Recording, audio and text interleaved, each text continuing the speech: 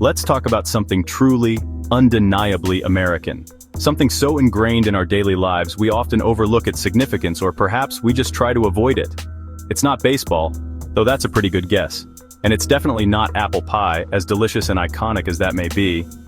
I'm talking about the pothole, that ubiquitous symbol of infrastructure neglect, that jarring, coffee-spilling crater on your morning commute, the one you expertly dodge or try to every single day.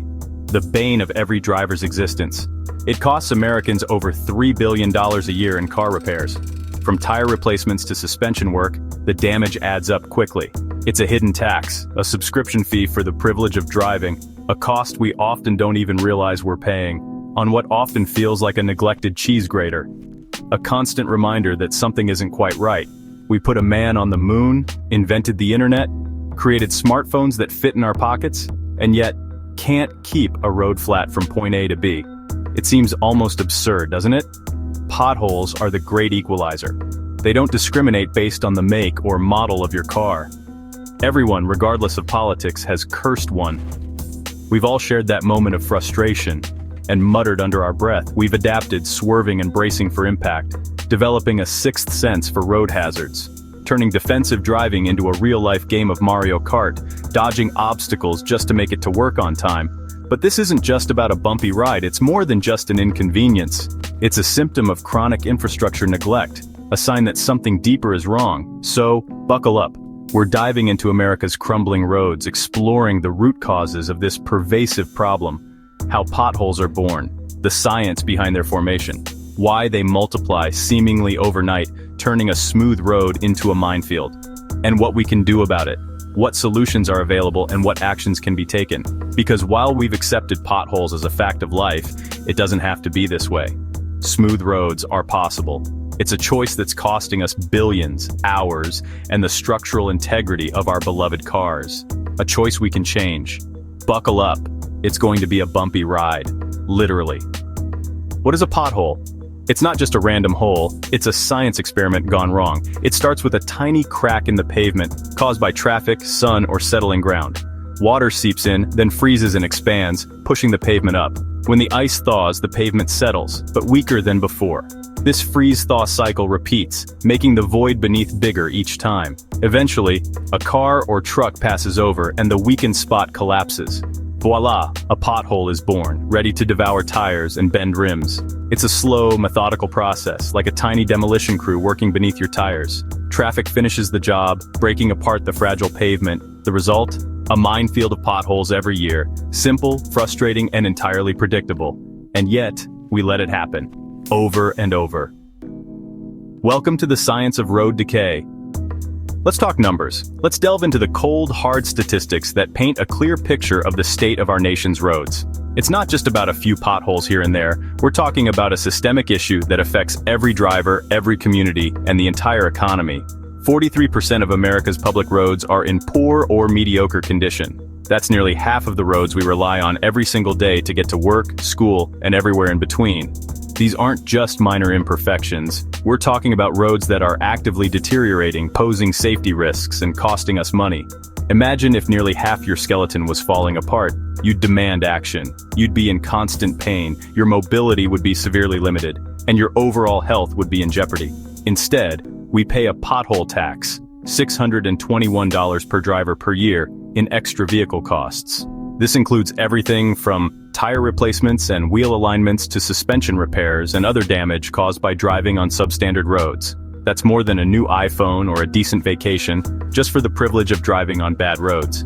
It's money that could be spent on education, healthcare, or simply enjoying life, but instead, it's being funneled into repairing the damage caused by our crumbling infrastructure. The ASCE gave our roads a D grade, not failing, but close. A D grade signifies that our roads are in mediocre condition and require significant attention to prevent further decline. Fixing everything would cost over $786 billion, a number so big it barely feels real. It's a staggering sum, but it represents the true cost of decades of neglect and underinvestment in our road infrastructure. This isn't just a regional issue, it's nationwide. From the Northeast to the Southwest, the story is the same. Neglect, decay, and a growing bill. Every state is grappling with the consequences of deferred maintenance and inadequate funding. we're driving $1 trillion asset into the ground. The data is clear, our roads are in advanced decay. The evidence is overwhelming, and the longer we ignore it, the more dire the situation becomes. We're literally driving on borrowed time and borrowed asphalt. The longer we wait, the worse and more expensive it gets. Delaying repairs only exacerbates the problem, leading to more extensive damage and higher costs down the line. The numbers don't lie. They tell a story of neglect, deterioration, and a growing crisis that demands immediate attention. Take a look around. Think these bad, cracked, and crumbling roads are just a universal part of life? That every country deals with the same frustrating driving conditions? Think again. The reality is far from uniform. The US actually ranks a surprisingly low 13th in overall infrastructure quality when compared to the rest of the world. We're lagging behind countries with significantly better road conditions, like Singapore, the Netherlands, and Japan.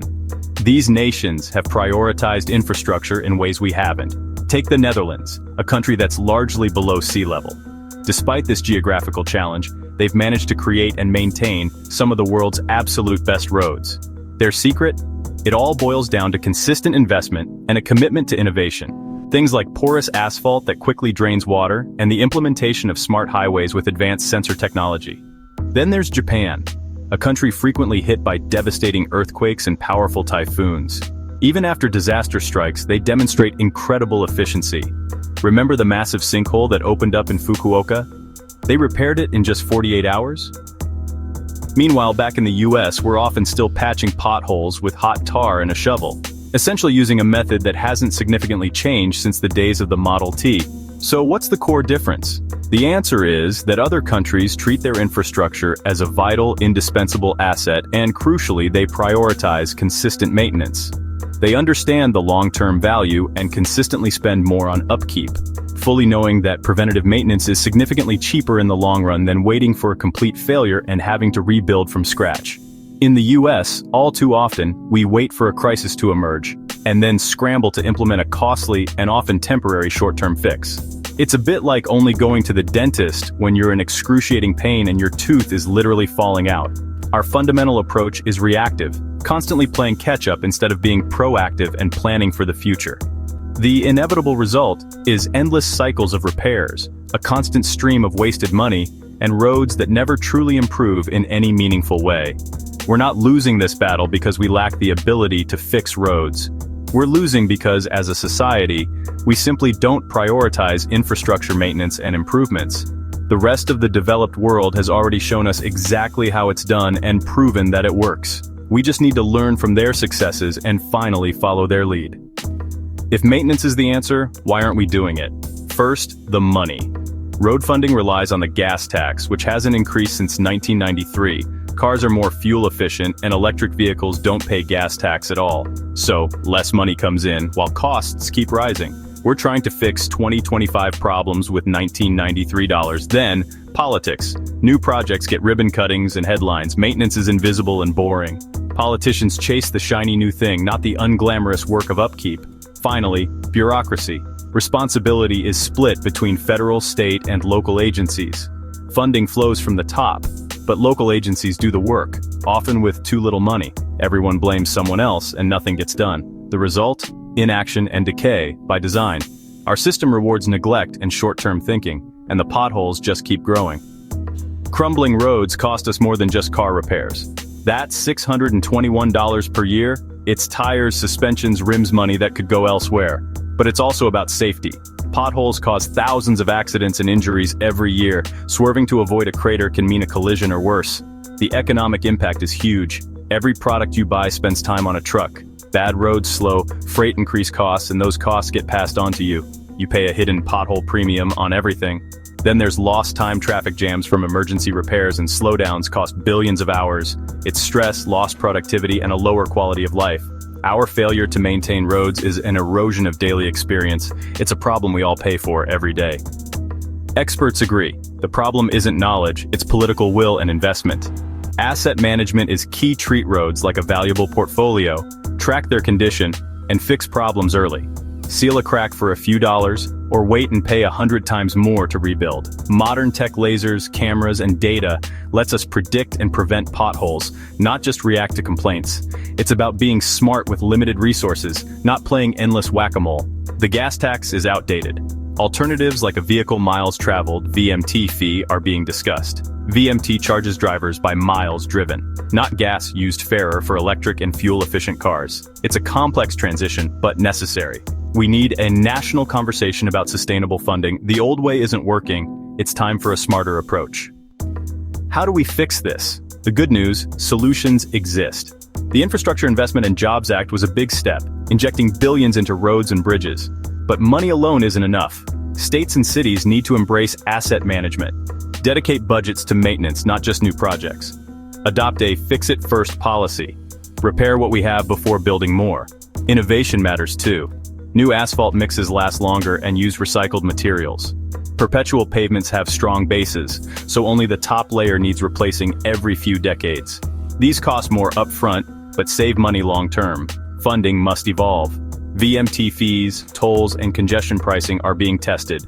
There's no one-size-fits-all answer, but doing nothing isn't an option. We need a sustainable, fair funding system for modern transportation. The path is clear. We just have to take it. Let's stop patching and start planning. It's easy to get cynical about America's roads, but it doesn't have to be this way. The path to better roads isn't a mystery. It's commitment, investment, and public demand for real solutions. We must recognize the true cost of neglect. Billions in repairs, preventable accidents, lost productivity. Maintenance isn't an expense. It's an investment in our future. A well-maintained road network is the lifeblood of our economy. This isn't a partisan issue. Everyone benefits from safe, smooth roads. We need leaders who prioritize maintenance, not just flashy new projects. Our roads reflect our national priorities. For too long, we've chosen short-term fixes over long-term solutions. By embracing innovation and smarter management, we can rebuild our infrastructure. We can make our roads a source of pride, not a punchline. A smoother, safer future is possible, if we're willing to pave the way. And seriously, let's start by filling these damn holes.